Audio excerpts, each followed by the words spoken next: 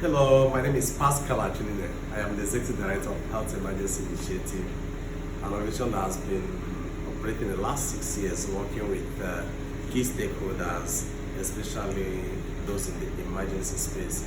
We have been providing much needed support, realizing that road traffic accident, according to WHO reports in Nigeria, is responsible for the highest number of deaths among the young people in Nigeria.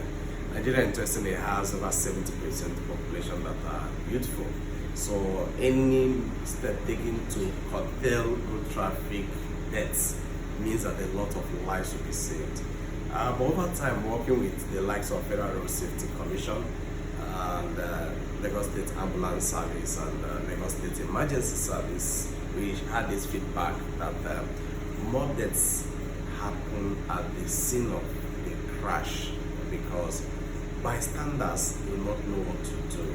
They are not knowledgeable, and they do also not have the local standing to handle emergencies.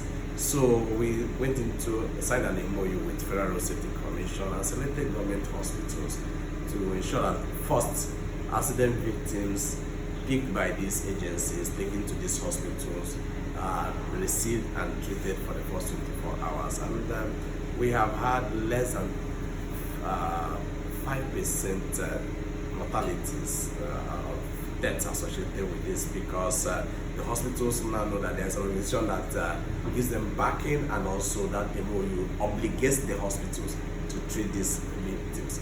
But over time, we recognized that we had a more serious problem, and that was that no Nigerians do not know what to do. No Nigerians are unable to render help.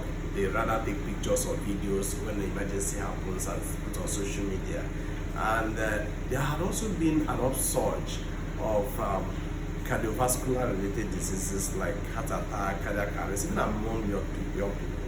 And so we recognize that to address this gap, this pre-hospital gap, we began first responders training. We first targeted the emergency agencies, who are usually the first to arrive at the scene of accidents. We also expanded it to youth communities. So we have trained to date about 278, from policemen to vehicle inspection officials to youth students in secondary schools, tertiary institutions, even vulcanizers, others, artisans who operate on the highway in critical areas where accidents are usually prone. We also saw that they were very valuable in this, so we also conducted trainings for them. But over time, we recognized for this initiative to scale, to cut across local governments, link many states in Nigeria, there is the urgency and need to integrate technology. So based on engagement with stakeholders, we identified that this iResponders application, mobile application, would address more. While it will ensure that the program expands and scales, it will also ensure that the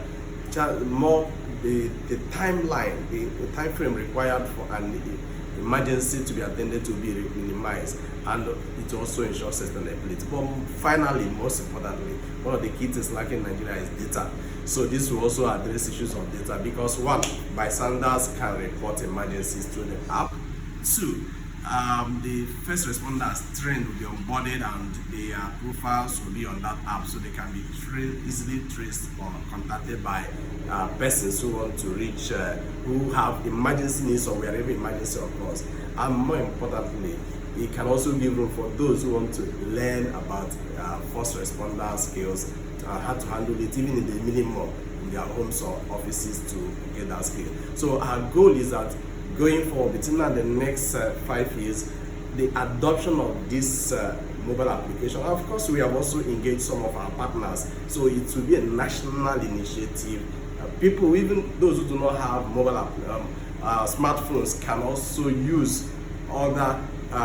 They can do that through USSD code. So it is aimed at reaching at least 20 million Nigerians in the first 2 years. By 5 years, we'll be expecting at least adoption by more than 50 million Nigerians. Ultimately, we will see a systemic change arising from this initiative.